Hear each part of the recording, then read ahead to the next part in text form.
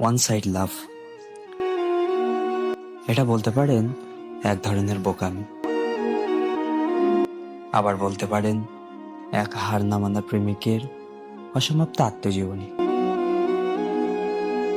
যেখানে তার অনুভূতিগুলো সুপ্ত আগ্নেয়গিরিতে পরিণত হয়, নিজেই নিজেকে ধ্বংস করার জন্য উতলা হয়ে থাকে।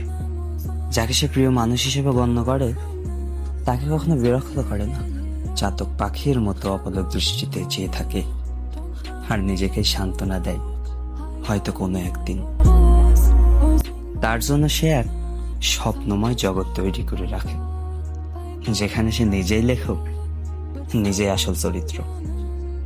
হারানোর ভয়ে সে কখনো প্রকাশ করে না তার অনুভূতির কথা, কিন্তু পরিশেষে দেখা যায় চোখের সামনে প্রিয় মানুষটা অন্যের হাত ধরে প্রস্থান করে অন্য পথে।